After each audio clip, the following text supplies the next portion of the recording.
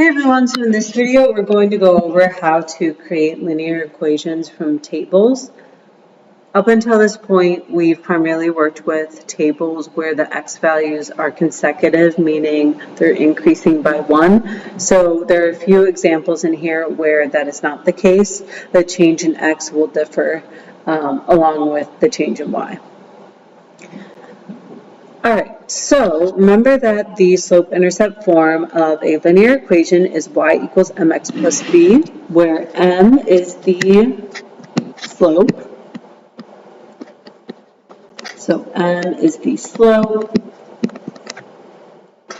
which is equal to the rise over the run.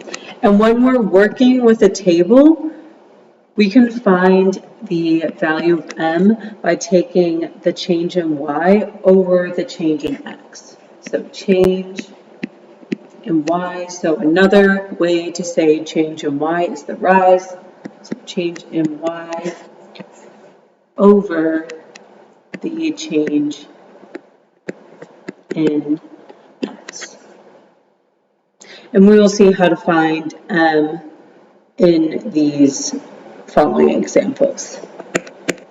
Now, when we have a table and we want to find the b value, so b again is the y-intercept,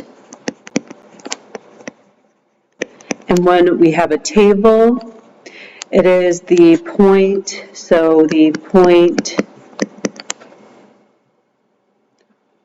or the value of y when x equals 0. Or it's also known as the starting point.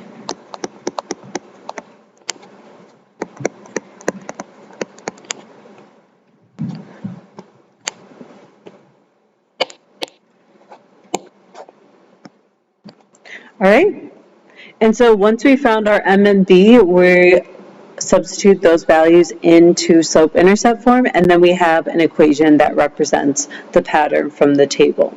So let's see this in practice. So first, beginning with this first example, let's start by finding the change in y and the change in x. So writing this out in steps. So 1, find the change in y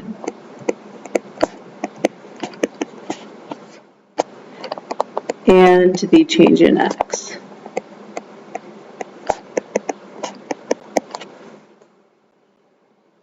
All right, so how we could do this is first looking at the y value. So to move from 12 to 17, we have to add 5. So we add 5. To move from 17 to 22, we add 5 again. 22 to 27, we add 5. And 27 to 32, we add 5 again. Now the change in the x values, 1 to 2, we're adding 1. 2 to 3, we're adding 1. 3 to 4, adding 1. And 4 to 5, we're adding 1 again. All right, so it turns out that we're adding by the same number each time. Thus, this pattern is linear, because remember, you add or subtract by the same number as you increase by 1, as x increases by 1. All right, so this pattern is indeed linear, and how we find the slope of this pattern is by dividing the change in y by the change in x. So the change in y is it's increasing by 5, so the change in y is 5, and the change in x is 1. It's increasing by 1. So 5 over 1 becomes 5, and this will be equal to your m value. So this is your slope.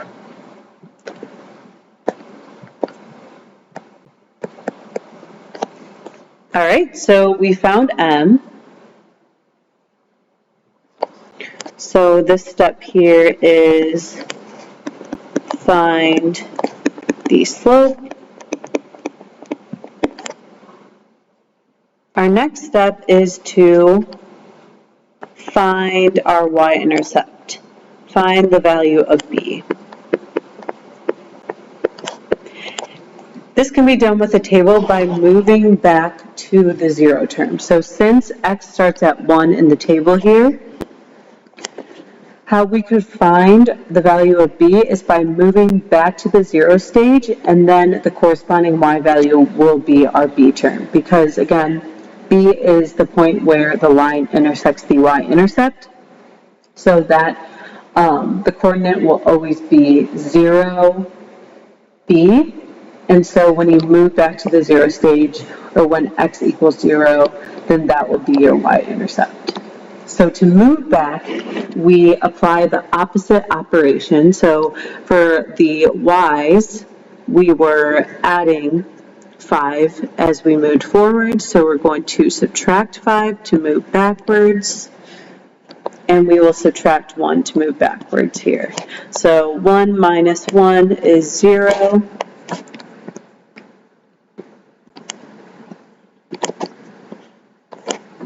And then 12 minus 5 is 7.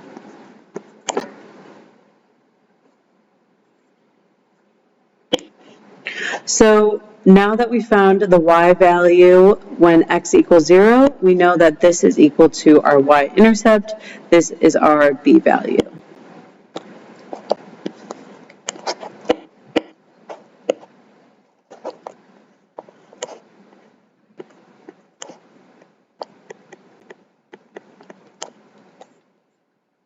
So we moved back to the 0 term. So b equals 7. All right, now that we've found our b value and we found our n value, all we have to do is substitute these values into y equals mx plus b. So y equals mx plus b. This becomes y equals m is 5x plus b is 7. So this will be the equation that represents this table right here.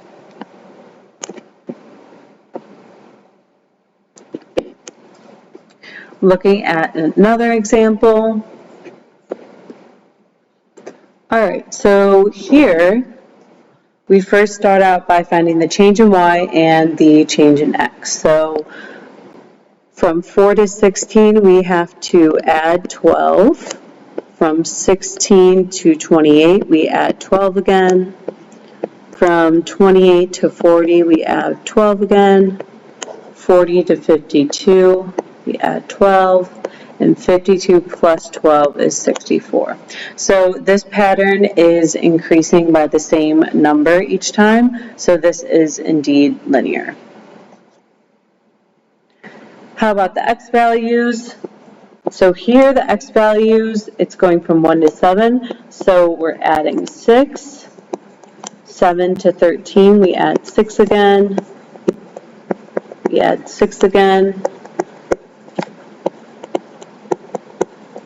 And we keep adding 6. So in this case, the x values are no longer increasing by 1. Instead, it is increasing by 6. So this will change what we're used to seeing with tables is whenever we have x values that are consecutive, we can automatically say what we're increasing by, what y is increasing by is the slope, but here it's increasing by, x is increasing by 6. So we find the slope by finding the change in y over the change in x The change in y here is 12. And the change in x is 6. And 12 over 6 is 2. So your slope is 2. Another way to think about this is if you were to extend out your table and look at the points in between your x values here. So let's look at the points between 1 and 7.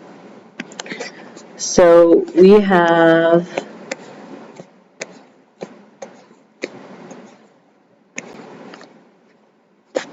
So 1, 2, 3, 4, 5, 6, 7, and 1, 4, and then 7 corresponds to 16.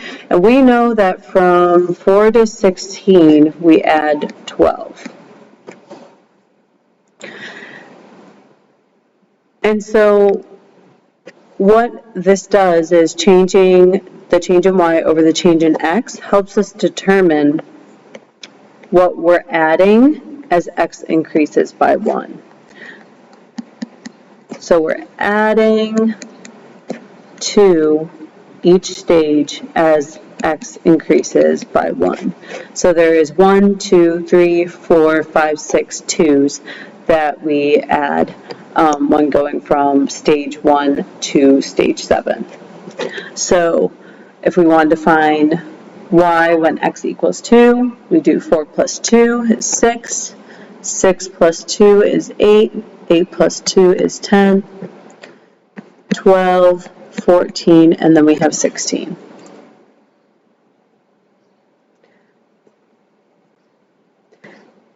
All right, so we have the slope is 2, and this is helpful, again, when we want to find the zero term.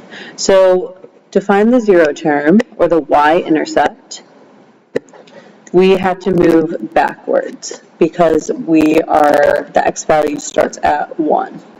So to move backwards, we have to subtract 1.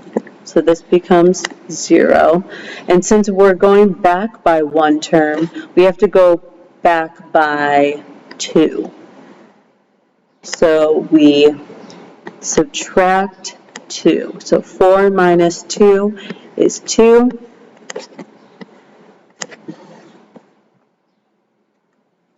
And so then we know that the y value when x equals 0 is always equal to the y-intercept.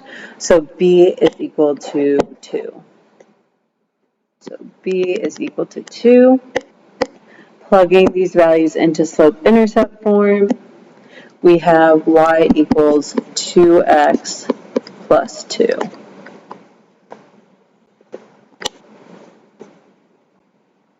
So if we were to plot this on a graph, y equals 2x plus 2, we know that all these points in this table right here will be on this line. All right? We'll carry on with a few more examples in the next video.